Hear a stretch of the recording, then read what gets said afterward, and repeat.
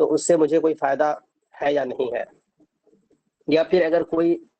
کسی کو پالتا ہے اور جس کو پال رہا ہے اس نے کوئی غلطی کر دی تو اس کو زجر و توبیخ کرتا ہے، مارتا ہے اور پھر رزق نہیں دیتا ہے. لیکن اللہ جل وعلا کی شان یہ ہے کہ کوئی بھی ہو، مخلوق میں سے ہر ایک کو پالتا ہے اور کسی کے رزق کو اللہ تعالیٰ بند نہیں فرماتا. اس لیے اللہ نے فرمایا کہ الرحمن، اللہ بہت ہی مہربان ہے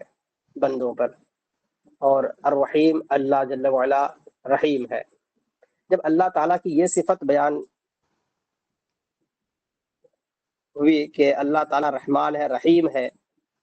تو کوئی یہ نہ سمجھے کہ اللہ تعالیٰ رحمان اور رحیم ہے تو پھر وہ گناہوں میں ملوث ہو جائے اور گناہ در گناہ میں گھرا رہے.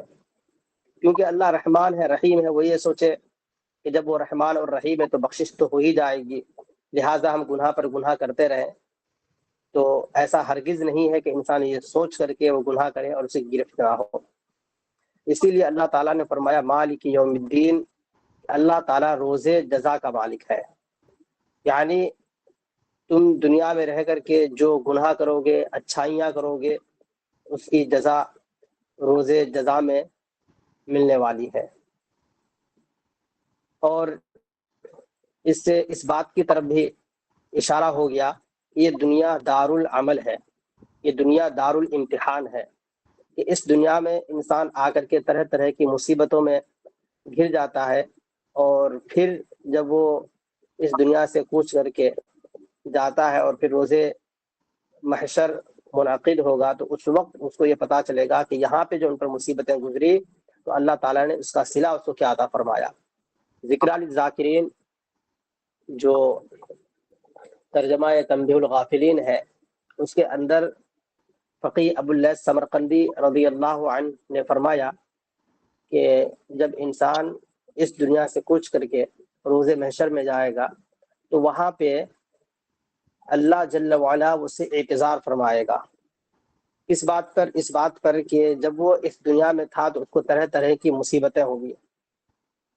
تو اللہ تعالیٰ فرمائے گا کہ تم کو میں نے یہ مصیبتیں اس وجہ سے نہیں دی کہ دنیا میں تم ذلیل و خوار ہو جاؤ،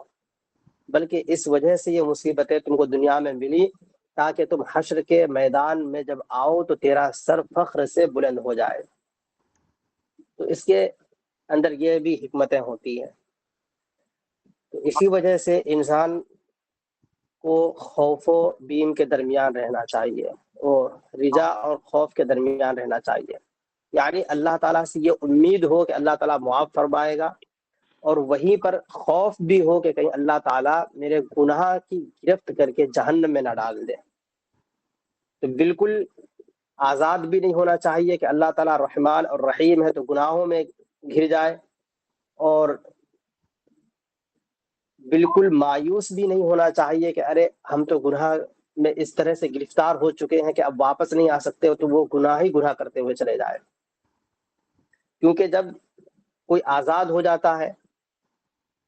جیسے